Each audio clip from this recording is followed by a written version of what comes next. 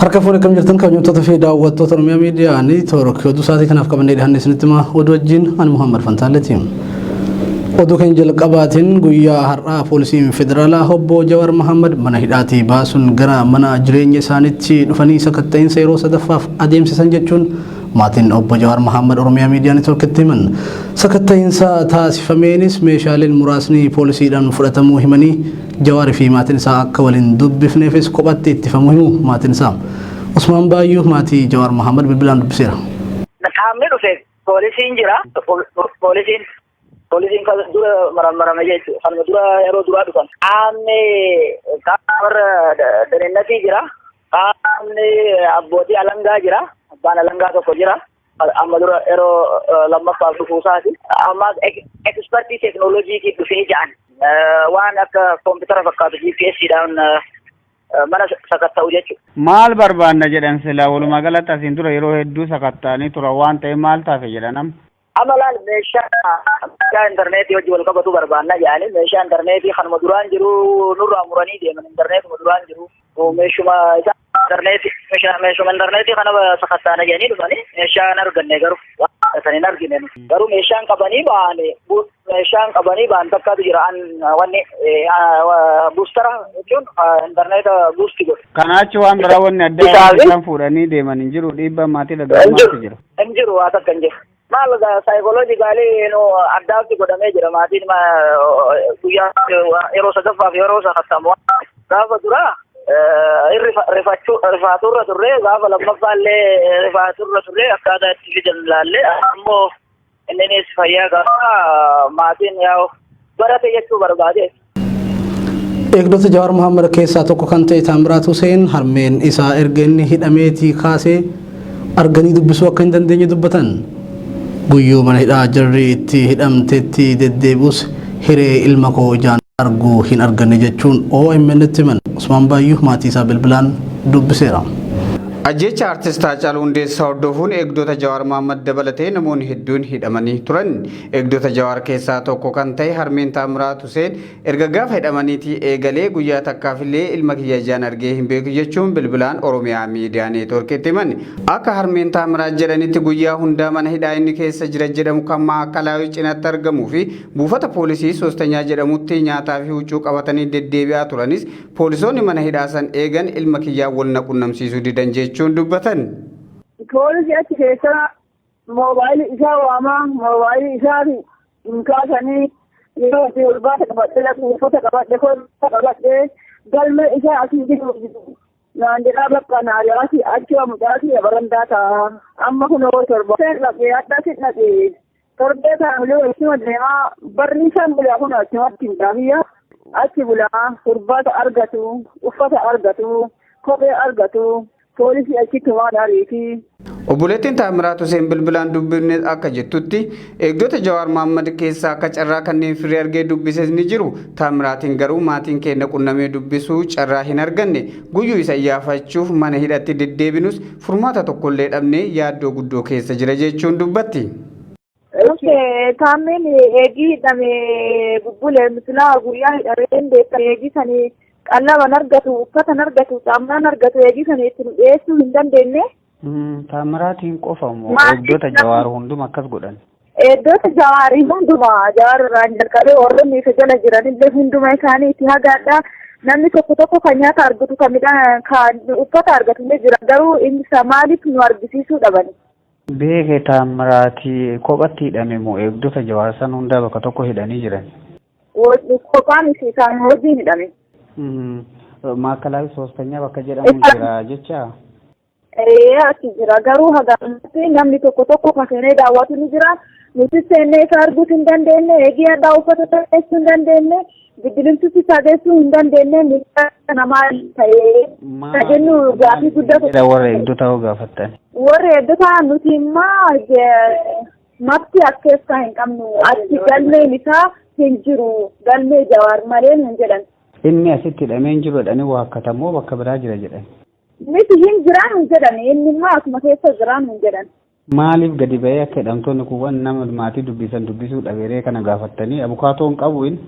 Ni qaba garuu maaliif kuuwwan bahee maatii ofii dubbisuu jira akkamitti inni bahee nu dubbisuu hin dandeenye jenneeti gaafannee garuu nuti hin danda'amu jedhanii dhaabataniif leen hojii dhinaa kaanii dhandheettis dhaabanneeti guyyaa ganama baanee haga galgalaatitti achi dhaabata wallaa qorraas dhunne aduus dhunne galgalaaf achi galla nu ari'an malee poolisoonni takka afaan nagaa nutti dubbattu hin jiru. Mana murtii dhiyaatee beeka isaa fi hiriyoonni isaa dhiyaatanii beeku. Kana dura liddatatti dhiyaatanii turanii. Guyyaa liddatatti dhiyaataniiti ijaan isaan arguu hin dandeenye makiinatti qollofanii ani giddittis nuuf dhiyeessine arguus hin dandeenye gadha hin jiru isaatu hin beennuyyuu. Manni murtii haala qabiinsa mana hidhaa keessa jiruu fi maatii hidhamtoota namoota wal arganii akka dubbisan bulchiinsi mana hidhaatiif ajaja dabarsus homaa wanti tokkollee akka hin fooyyefne maatii hidhamtoota irra deddeebiin dubbataa jiru. Barataa Yuunivarsiitii Finfinnee kan ta'e dargaggoo Obsaa Abdiisaa torban kana keessa achi buutiin isaa dhabamuun barbaadamaa kan ture guyyaa kaleessaa dhamaatii hedduun booda magaalaa Sulultaatti hidhamee akka jiru dhageenya jechuun maatiin isaa Oromiyaa miidiyaa neetworkitti himan.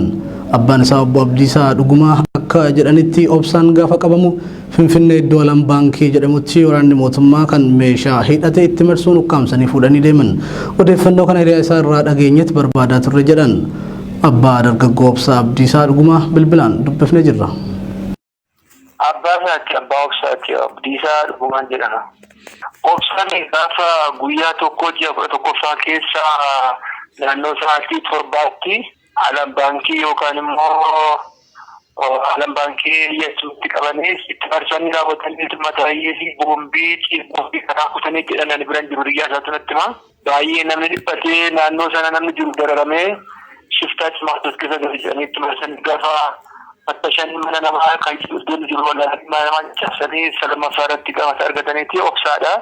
Poolisoonni warri isa beekan otoo sirrii waamne iyyuu mucaan kun mucaa nagaadha. Inni ufaa maalifiin akkasitti nu dhiphistu jedhanii fuudhanii sokkanii achumaan namoonni naa bilbilan gaafa guyyaa tokko sana gaafa guyyaa lammaffaasaa barbaadeettan gattaa'ee waajjira poolisii jiru firri koo hiriyaan koo turii nafiin iddoo bidiifata mana beellamaatti yoo geessan jenneetoo wal facaafnee tokko dhabnee waan kun wallaallee bakka ajjeesaniitti raawwatanii akkuma Haacaaluu sana reeffa isaa gatanii Haacaaluullee mul'ate sana abdii kutannee haati isaa boraan isaa akka malee gadda guddaa keessa ta'aa jirruuti waan kun wallaallee bakka mana murtii iddoo jiru hundumaatti nama namatti reejistiraarii yoo beellama irratti qabatan jenneetoo barbaannuti sulultaa irratti qabamee kan jedhamu gaafa guyyaa 16 sa'aatii 5 irratti qabamee jira. Obsaa Abdiisaa nama 10 wajjin himatamee jira kan jedhamu odeeffannoo argadhee gaafa 16 sana kamisa dhala oolee sa'aatii 2 naqee achi ga'ee wanta fidanii booda achumaa dhaqneetoo mana murticha gaafannaan beellamni sa'aatii 5 ture waan isaa fiduu didanii hin beeknu naannoo sa'aatii 6 gaafannaan achumaan bilbilanii gaafannaan nuti dogoggorree sa'a 8 jenneetoo sa'a 8 irratti bilbilanii yaada walii kennan. Amma sa'aatii sanatti eegnee ani bakka boo'icha hunduu gadda guddaa keessa lixee abeetu amma sa'aatii dhufanii walakkaatti nama kun wajjin fidanii dhufan fagootti gaafa mucaafuu argeetu baay'een seenanii jiraachuu saayii tokkootiin arguu qophiyyuu baay'een akka malee garaan koo nagayina abdii kutadheen ture gaafa isa argu akkuma nama du'aa ka'ee tokkottanii hoollade dhaabbadheetoo itti kun dandeenye fagootti kan oofanii qabanii dhaqanii ta'u mana murtii sana geessanii erga turanii baay'ee abbaa isaatiin agarsiisa mucaa koo dubbisannaan dubbisuu hin dandeessu naan jedhanii ifatan.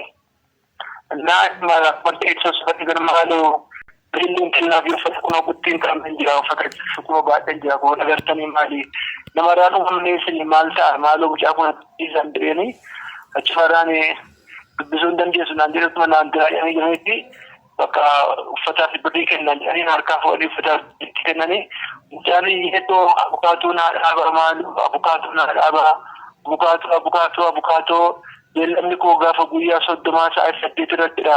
Abukaatoo naa dhaabsaa maaloo kan jedhamu natti ture.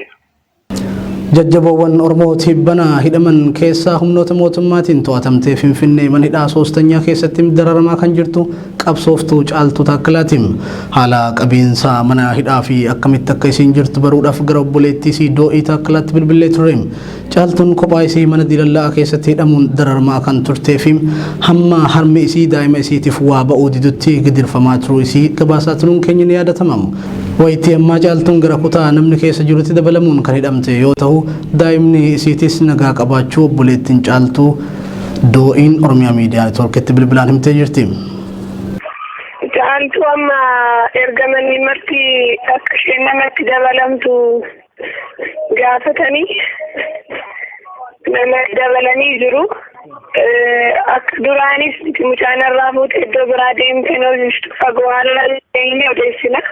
Waan kana sirreessan soostanya daa'imni ishee fayyaa isheetti gaafa 21 sadaasaa dhufu. Baay'ee qorra turetti nyaata nyaatu ture yeroo qofaas qixxeeffate. Halkan edaa doolessa 24 bara 2020 dubartiin ulfa ji'a 5 garaa qabdu humna addaa poolisii Oromiyaatiin gudeedamuun gabaafame. Magaalaa guddittii godina Harargee lixaa kan taate magaalaa Cirootti ummanni bobbaanee galuu hanqachuutti jira jechuun OMN itti himan Naima Umar. Magaalaa guddittii godina Harargee lixaa kan taate Ciroo fi naannawa ishee keessatti ummanni Oromoo hedduu rakkachaa jirra biyyuma teenya keessatti bobbaanee galuu hanqachuutti jirra jechuun jiraattonni OMN itti himan. Akka jiraataan magaalaa Ciroorraa bilbilaan dubbifne yaadanuuf kennetti halkan edaa humni addaa poolisii Oromiyaa dubartii ulfa ji'a 5 garaa qabdu namoota hedduun gudeedanii akka turan OMN itti himee jira. Dubartiin sarbamni mirga namoomaa fi gochisuu kanneessaan dhageettiifillee gurratti hin tolle kun irratti raawwatame tun yeroo ammaa mana yaalaatti du'aa fi jiruu jidduu jiraachuu maddi keenya kun himee jira. Haalli Ciroo keessa ture haala hedduu rakkisaadhaa fi haala yeroo ammatti hamma zaa bilbiltan kanas rakkoo keessa jirra. Namoonni maqaan isaanii Oromoo yookiin immoo dargaggeessa Oromoo abbootii qabeenyaa Oromoo warri jedhaman Ciroo keessa yeroo ammaa hedduu yaaddoo hamaa keessa jirra. Abbootii qabeenyaa hidha guuruu jira, dargaggeessa Oromoo hidha guuruu jira, dargaggeessa qeerroo fi qarree Oromoo hidha guuruu jira.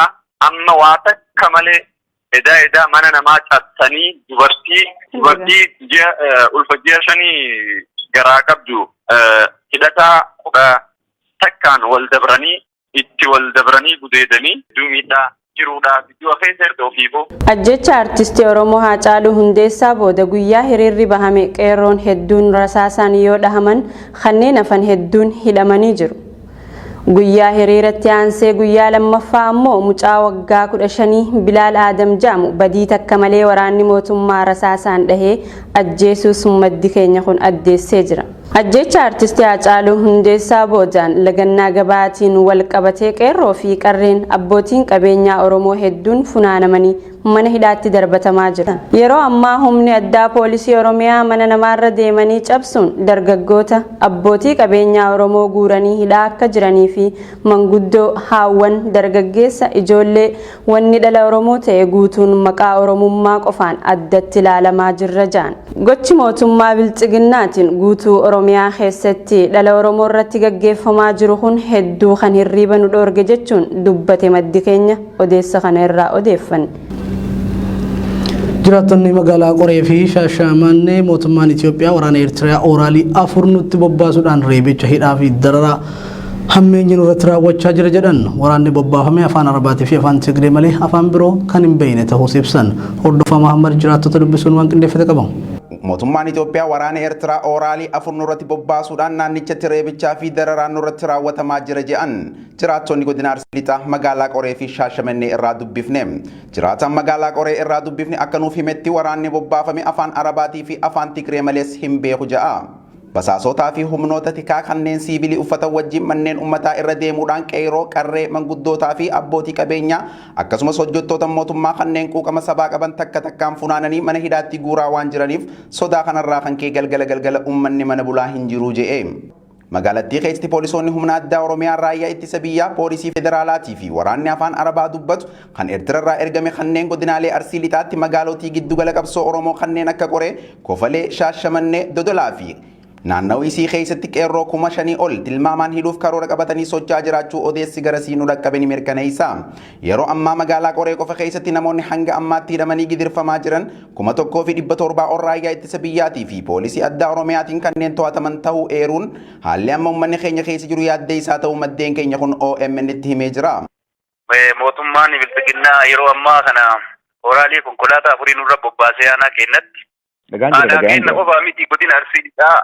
Aanaa 11 beektaa aanaa 11 kana keessa Qoree, Hasaasaa, Kofalee, Dodolaa fi magaalaa Shaashamannee keessa. Kanaafuu namoota karoora nama 5,500 aanaanii nayanii deemanii ammaa fi Qoree keessatti nama 1,700 hidhanii jiranii. Magaalota kaawwan illee akkasuma jechuun oraalii 4 ittisanii kana keessa poolisiin 4 gosa 4 jechuu kooti. Maal faadha eenyufaadha? Oromiyaa jedhama. Tokko humna addaa Oromiyaa jedhama. Kun ammoo poolisii federaalaati, kun ammoo raayyaa ittisa biyyaati, kun ammoo poolisii afaan arabaa dubbatan kan shaabiyaa jechuu Eertiraa irraa kan dhufe.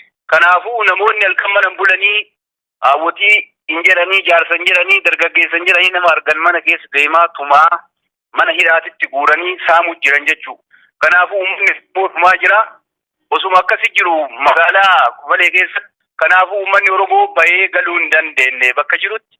Walii birmatee wal bira dhaabbatee ofirraa fonqolchuu malee badii guddaa keessa jira jechuudha. Dabaluun jiraataan kun mataa isaatiif humna tika mootummaatiin barbaadamaa kan jiru ta'us himatee dhumarratti jiraattonni magaalotii kanneen hammeenya waraana mootummaatiin nurratti raawwatamaa jiru ulfaataa ta'us nuti qeerroon mootummaa kana hiddaan ofirraa buqqifnee hayyootan keenya hidharraa baafannee abbaa biyyummaa keenya mirkaneeffachuuf murannoodhaan qabsoo finiinsaa waan jirruuf hayyoonni keenya bakka jiranii walitti dhufanii tarsiimoo barbaachisu nu baasuu irratti akka cichan dhaammanna jechuun ergaa qaban dabarfataniiti jiru. Jiraattonni magaalaa Gobbaa waraanni mootummaa magaalattii maandheeffachuun hawaasa nagayaa hiraarsaa jiraachuu OMN itti himan. Ajjechaa Hacaaluu hordofuun namoota gadda ibsachuu bahan irratti waraanni mootummaa rasaasa roobsuun lubbuu nama lamaa galaafateen nama tokko madeessuu kan nuuf hime maddii keenya magaalaa Gobbaarraa dubbifne kun haalli magaalattii keessa jiru hedduu yaaddessaa ta'uu nutti himema. Wayitii ammaa waraanni mootummaa Itoophiyaa humnoota tikaa siviilii uffatan wajjin ta'uun dargaggoota hedduu ukkaamsanii mana hidhaatti guuraa jiraachuus maddi keenya kun ibseera.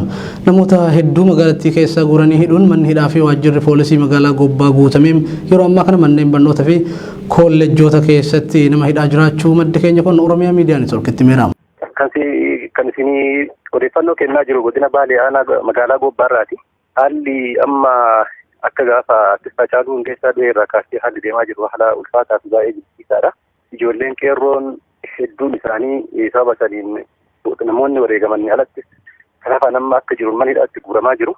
Iddoo itti dandabanii manneen barnootaatii fi waajjiraalee garaagaraatti manneen barnootaa kolleejjota garaagaraatti naannoo alkaan jedhamu fa'aatti dargaggoota baay'ee qeerroo baay'ee hidhaa jira. Alkaan kolleejjii alkaan jedhamu. Alkaanii fi kolleejjii innaas jedhamu. Innaas meedikaal kolleejjii kan jedhamu. Kana hunda keessatti qeerroo baay'ee hidhaa jiru. Haalli isaanii baay'ee haala nama suukaneessuuni kan namni mana manarra deemamee guuramaa jiru. Kana qofaa miti. Akka dheessanii baadiyyaatti bahan. Baadiyyaayis akka caaseffamne itti jiru sunis akka maqaa jiraa dabarsee kennu. Warroota kanaan dura hirmaannaa garaagaraa keessatti hirmaata jedhamanii shakkaman. Hedduun isaanii dararaa hamaa irraan gahaa jiru. Namoonni wareegaman namoota lama tokko madaahee mana yaalaa ture. Namoota kan keessaa tokko ijoollee qeerrooti. Tokko immoo milishaa gandaati. Lachuu garuu humnuma addaatti rukutee ajjeese. Kolleejjota inni maqaa nuuf eere keessa alkaan kolleejjii fi innaat meedikaal kolleej kanneen jedhaman ilmaan Oromootiin guutamaa jiraachuudha foomseem. Inni biraa immoo mootummaan biltiginnaa tarsiimoo Oromoota magaalaa keessaa ittiin baasu baafatee socho'aa akka jiru dubbateem. Mootummaan dargaggoota hidhaa fi ajjechan doorsisee akka isaan magaalaa keessaa gara baadiyyaatti baqatan gochaa jira. Yeroo ammaa dargaggoonni baay'een magaalaa irraa gara baadiyyaa baqachaa waan jiraniif hayyoonni Oromoo tarsiimoo shira kanattiin qolachuu hin danda'amu baasanii akka uummata karaa akeekan barbaanna jechuun dhaammateem. Godina Wallagga Lixaa magaalaa Gimbiitti waraanni mootummaa hawaasa nagayaa goolaa jiraachuu jiraattonni dubbatan humni addaa poolisii Oromiyaa garasitti bobbaafame guyyaa sa'aatii 11 booda nama kararratti arginaan qabee hidhuu fi rasaasaan rukutuun jireenya hawaasaa balleessaa jira jedhan. Kana malees raayyaan ittisaa fi humni addaa poolisii Oromiyaa qindoomina uumuun hawaasa dararaa jiraachuu maddi keenya Gimbii irraa dubbifne tokko OMN itti himeera. Aanaa Gimbii ganda baadiyyaa Maraacha jedhamutti waraanni mootummaa Itoophiyaa dargaggoo maqaan isaa Caalaa Mokonnon jedhamu manatti seenuun rasaasan rukutuu maddeen keenya gabaasan. Dargaggoon kun wayitii amma hospitaalatti wal'aanamaa kan jiru yoo ta'u ammatti lubbuun isaa dabartee fi dabruu baattee wanni barame hin jiru. Magaalaa Gimbiitti hidhaa fi ukkaamsan humnoota mootummaatiin raawwatamu hammaachaa dhufus maddi keenya kun ibseera. Yeroo ammaa magaalaa Gimbiitti kutaa tokko keessatti namni 120 kan hidhamaa jiruu fi dararaan hawaasa magaalattii irra gahaa jiru hedduu yaaddessaa ta'uu jiraatan kun Oromiyaa miidiyaa neetworkitti himera. Amma bakka dararaa guddaa keessa jirra nuti uummanni magaalaa Gimbii humna addaati kan mucaa kana tokko. Maqaa isaa maafaddan baane mucaa rukutamee amma lafa jira akka odeessatti dhageenyetti. Hidhaan ijoollee baay'eedha kan hidhamee jiru waajjira poolisiitti kilaasii tokko keessatti nama 120 amma 121tti hidhameeti kan jiran. Humna addaa poolisii Oromiyaa wal dabalataniiti kan isaan uummataniidhaa jiran wayyaa wal qayyaranii fayyadu. Baay'ee cimaadha amma akka Wallagga Lixaatti akkuma keessumatti akka magaalaa Gimbiitti ijoollota baay'eeti kan karaarraa qabanii butanii hidhanii sa'aatii 11 dabarraan namni mana bakkee keessa deemuu hin danda'u sana booddee qabaniiti kan hidhan. Tola ajjechaa caaluu hordofuudhaan namni magaalaa Gimbiitti ajjeefamee ture? Kanaan dura nama tokkotu ajjeefamee ture hiriira irratti yeroo caaluu du'ee ture sanarratti hiriira ba'anii uummanni gadda isaa ibsachuuf gaafa bahu rasaasaan mucaa tokko dha'an. Godina Shawaa Bahaa magaalaa Maqeetti erga artist Hacaaluu wareegamee jalqabee hamma ammaatti haalli magaalattii keessa jiru yaaddessaadha jedhu jiraattonni. Waraanni mootummaa namoota hiriira mormii bahan irratti dhukaasa banuun lubbuu qeerroowwan 3 galaafachuun kanneen biroo immoo 3 madeessan. Hidhaan jumlaas magaalattii keessatti akkuma tufeetti jira jedhu jiraattonni faayidaa Eliyaas gabaasa birataa akka itti nutti himti. Magaalaa Maqeetti erga artist Hacaaluu Hundeessaa wareegamee jalqabee haalli nageenyaa jiru yaaddoo nutti ta'ee jiru jiraattonni magaalattii. Wayita artist Hacaaluu Hundeessaa wareegametti mormii magaalattii keessatti mudateen raayyaan ittisa biyyaa fi poolisoonni Oromiyaa dhiheenya kana leenjifamuun Oromiyaatti bobbaafaman waliin ta'uudhaan dhukaasa bananiin lubbuun namoota 3 yoo dabartu kanneen hafan biroo 3 akka madaa'an maddeen OMN itti himani. Qeerroowwan hedduunis waraanuma kanaan funaanamuun akka hidhamanii fi yeroo ammaa mana hidhaa keessatti gidirfamaa kan jiran ta'uu himan maddeen namoota qeerroowwan hidhaman gaafachuuf dhaqanis itti dabaluun hidhaatti darbachaa jiru maddi keenya magaalaa Maqee irraa yaada isaanuuf kenna. Waraana karaa mootummaatiin poolisoota yeroo kanatti bulbularraa eebbifamanii baasan isaan uummata keenya irratti daraasa inni dhukaasa bananiin uummanni namni qeerroon 3 wareegame nurraa wareegame ture. Yoomi kan wareegame? Gaafuma Hacaaluun beesan bariisaa jechaadha naannoo isaatii sadiratti jechaadha. Dhukaasa bananiin qeerroo baay'eetu jala miidhame jechaadha. Handuu illee jiru karaa isaaniitiin anuma mootummaa raayyaa ittisa biyyaatu nu jala fixe malee namni 3 raayyaa ittisa biyyaatiin wareegame jechaadha. Namna baay'ee rakkisaadha magaalaa Maqeetti jireenyi bakka uummata Oromoof hin taane beektaa nama saba biraatu baay'ee haaraa keessatti baay'ee gammadee jiraataa jira. Uummanni keenya mataa gadi qabatee jiraataa jira. Mee namoonni madaa isaanii meeqani ta'uu mee haalli ammaan tana magaalattiin keessa jirtu? Amma haalli keessa jiru baay'ee ulfaata. Nama qabanii nama xiqqoo mataan isaa xiqqoo aniinaa eenyu isaan ijaaran hin tolfamne isaanan akka namni isaa jecha. Ijoollee qeerroo keenya mataa isaanii xinnoo goofaree argee irratti agarraan mana yaadachuu humnaa ol reebicha hamaa raawwataa jiru. OMN hedduu isin jaalannaa. Ijaaf gurra uummata keenyatti isin yeroo mukamu caalaa isin ammas isin hojjaa isin biyya keessatti yeroo jirtan sanitti nu gargaaraa turtanii har'as immoo biyyarraa yeroo fagaattanitti ijaaf gurra uummata keenya isaanii hojjetaa jirtu hedduu tokko baay'ee isin galatoofannaa galanni keessan bilisummaa ta'u nuti isa bilisummaatti nuti isin jirra. Namoonni hidhaman baay'ee ta'uu kan eere maddi keenya kun lakkoofsaan meeqa akka ta'an adda baasuun nama rakkisaa jira. Iddoo isaan itti hidhaman waajjira poolisaa fi waajjira aanaa yoo ta'an yeroo ammaa manni hidhaas guutee jiraachuu ibseeti jira. Kana malees gareewwan tokko wal gurmeessuun miidhaa jabaa hawaasa irratti dhaqqabsiisaa jiraachuudha maddi keenya kan nuuf eere. Rakkoo qaamonni biroo magaalattii keessatti uuman ammoo mootummaan namoota nagaa yakkamaa taasisaa jira kan jedhu maddi keenya kun tarkaanfiin kun ammoo kan nutti agarsiisu olaantummaa saba tokkoo calaqqisiisu waan ta'eef mootummaan gocha kana hatattamatti dhaabuu akka qabu jiraattonni magaalaa Maqee irraa dubbifne dhaamsa isaanii dabarfataniiti jiran. Magaalaa Walisotti hidhaa fi doorsifni uummata nagaa irratti humnoota mootummaatiin geggeeffamaa jiru kan daangaa dabreedha jedhan jiraattonni. Manneen hidhaa magaalattii keessa jiru namaan guutame manneen barnootatti hidhaa jiraachuu maddeen OMN itti himanii jiru. Usmaan Baayyuu. Hidhaa fi reebichi humnoota mootummaatiin uummata irratti raawwatamaa jiru Oromiyaa bakkoota hedduutti ammallee cimee itti fufee kan jiru ta'uu maddeen keenya Oromiyaa miidiyaa neetworkiif ibsaa jiru. Godina Shawaa Kibba Lixaa magaalaa Wolisootti hidhaan jumlaan hawaasa magaalattii irratti gaggeeffamaa jira jechuun jiraattota gidduudhaan namni Wolisoon irraa bilbilaan odeeffanne himeera. Akka namni garasii dubbifne kun jedhutti ajjeecha artistaa Haacaaluu Hundeessaa hordofuun mormii uummanni magaalattii gaggeessaa ture irratti rasaasa loltoota mootummaatiin dhukaafameen lubbuun namoota 3 darbitee jirti jedha. Bakka Wolisoo akkuma Oromiyaa bal'oo irratti gaggeeffamaa jiru rakkoo adda addaatu jira. Sababni artistii Haacaaluu Hundeessaa du'ee wal qabatee namoonni hedduutu mana hidhaa jiru. Egaa amma anillee kan hin beeku manneen hidhaa waajjira poolisii ganda horaa jedhamu keessatti akkasumas kutaa mana barumsaa oolmaa daa'immanii magaalaa Wolisootti kan jarri hidhanii jiranii. Mee gaafa hiriira fuulduraatti namni ajjeefame jira humna waraanaatiin. Egaa isaan wal qabatee akkas namni walitti bu'iinsa uumameen ka nama 3 tokko akka odeeffannoo qaba. Moor garuu namni 2 immoo hospitaalatti ani kanin ofii arge akka du'e beekame. Dararaan loltoota mootummaa kanneen meeshaa hanga funyaaniitti hidhataniin uummata nagaa irratti gaggeeffamaa jiru guutuu Oromiyaatti daraanuu hammaatee itti fufee akka jiru odeessi maddeen keenya Oromiyaa roga arfan irraa nu raqqabaa jiru ni mirkaneessa. Godina Harargee Bahaa magaalaa Qobboo keessatti kaadireen magaalattii waraana mootummaatiif qarshii funaanaa jechuun hawaasa dararaa jiraachuu jiraattonni himan. Qobbootti hidhaa fi dararaan hawaasa nagaa irratti raawwatamu cimeetti feera. Mahammad Murkamaa gabaasa dabalataa akkatti aanutti dhiyeesseera. Godina Harargee Bahaa magaalaa Qobbootti kaadireen magaalattii hawaasa dararaa jiran jechuun jiraattonni komii qaban ibsan. Akka jiraataan magaalaa sanarraa bilbilaan dubbifne tokko nuuf himetti kaadireen bilxiginnaa mana jiraatotaa irra deemanii hawaasa humnaan doorsanii qarshii waraana mootummaaf ittiin binnu fidaa jechuudhaan dirqiisanii mallaqa uummata irraa guuraa jiran jechuun dubbata.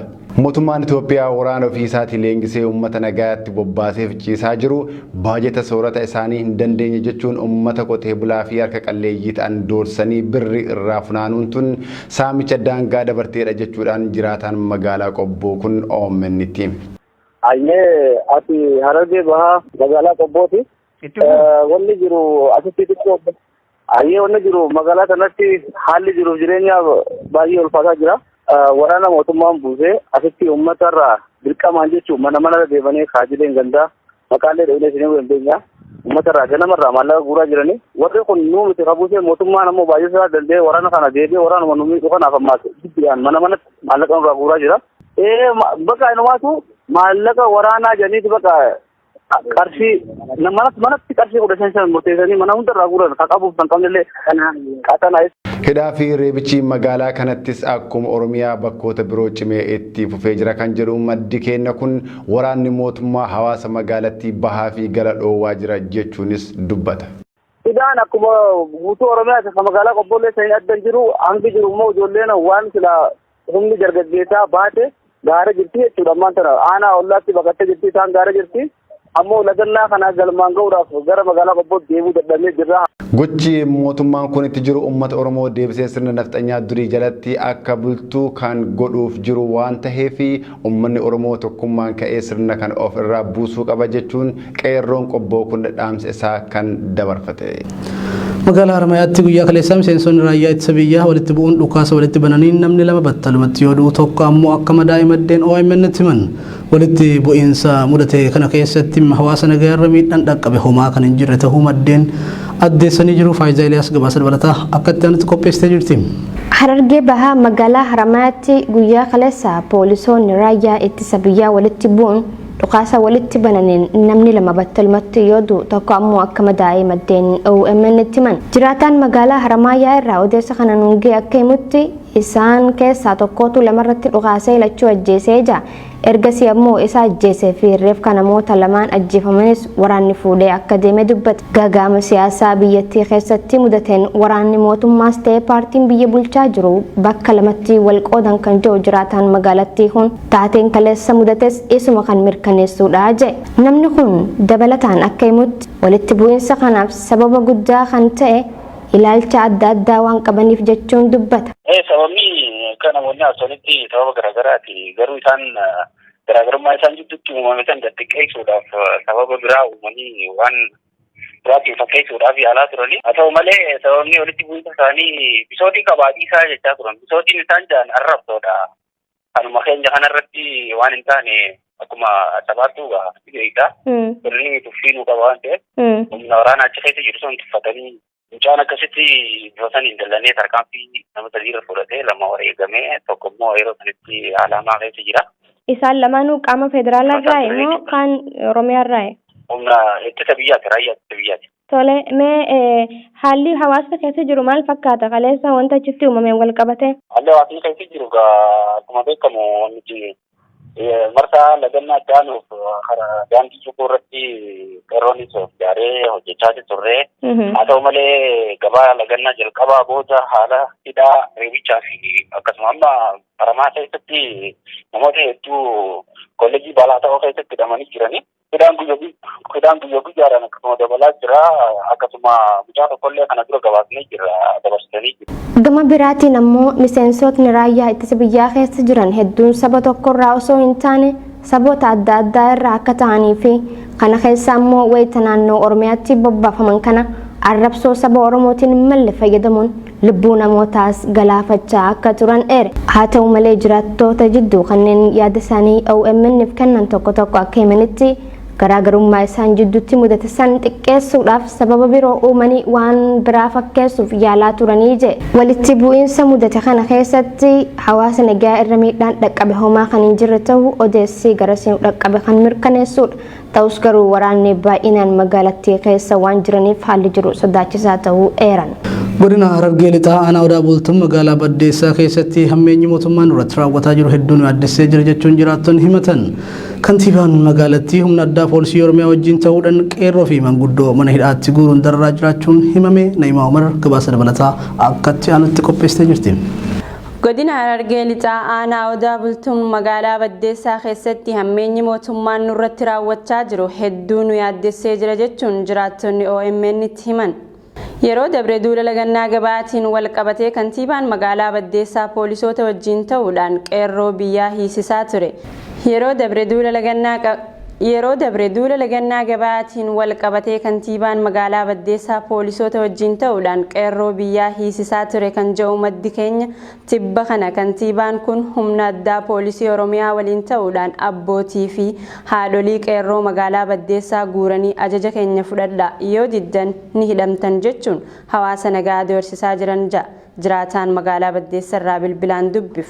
Haawwanii fi abbootiin isaan qabanii doorsisan kanneen ilmaan keenya dabarsinee hin kenninu jechuudhaan ajaja isaanii kan didan yoo ta'u warreen didan kanas fuudhanii hidhuudhaan erga hidhanii reebicha irratti raawwatanii booda namoonni harki isaanii caccabee yaala dhabuun rakkataa jiranis jiraachuu maddi keenya ifoomsee jira. Magaalaa Baddeessaa aanaa Odaa bultuun. Bulchiinsa magaalaa Baddeessaa duwwaa lamaatu ijoollee doorsisee waraanaan mana baasee haadhotti keenya abbootii keenya magaalaa mana hidhaa keessatti kan harka guddaa waan irra hojjennan isaan dinnan miila bobbaasanii mana hidhaa gaasa jirutanii isaan dinnan hayyamuu dinnan mana hidhaa samboota gallakkisan. Samboota jarri hayyamuu dinnan haadhotiin keenya hayyamuu dinnan akka mana hidhaan geeffamnes. Harka keessatti isaanummaan harka wal shikkuumanii addummaan keenya kun bakka buqqaatti isa dungeessin turanii sanbooda achi baasne. Gamoo jira keessa mata mataa deemanii akka manaan guranii hidhuu jiran. Illee isi tokko kaasaa isitti mana cufaa namaan jaa jiranii isaan waraanaa humna addaa kanaa wajji bulchiinsi deemee nama guree mana irratti nama guuru jiru. Bulchiinsa magaalaa Baddeessaa dirmajii kan jedhamu adoorsiisa kana nama irratti oofuu jiru. Ijoollee harka mana deemee isa kan gursiisu humna addaatiin. Humna addaa mana namaa kabeetiin jiru. Isa kan mana namaa gahu ijoollee si. Dhaabbatu. Wanna kun hanga uummanni hidhaa jirus gaafi deebii takka harkatti akka itti fufu dhagannaan malee akkana yoo callisne dubbiin akka nurra nuti illee du'aa hin ta'e uummatni keenya sana booda hidhaan dhiyeessan du'aa lafa akka callisu hin taane. Sanamaaf uummata hawaasaa guddaa uummata Oromootiin akka itti fufu hin jaan. Duulli bulchitoonni magaalattii humna addaa poolisii Oromiyaa wajjin halkan mana namaarra deemanii qeerroo adamsanii mana hidhaatti guuruu kun akkuma itti fufetti jira. Kana sodaannee yoo usne gochi kun daran nutti hammaataa waan deemuuf mormiin keenya itti fufuu qaba. Hanga hooggantoonni siyaasaa Oromoo warri hidhamannuu fi hiikamanii hanga mirgi namummaa nuuf kabajamutti usnee manatti gallee akka hin teenye jechuun jiraataan nu qunname kun ergaa dabarfatee jira. Tole kabajamtoota fi daawwattoota Oromiyaa miidiyaa neetwoork oduun galgala kanaaf qabannee dhiyaanne kanan gammaatti daawwachaa turtanidha. Oduu isinitti mul'isu wajjin kan ture Muhammad Fantaaleti gama kiyyaan xumureera yeroo gaarii qabadha.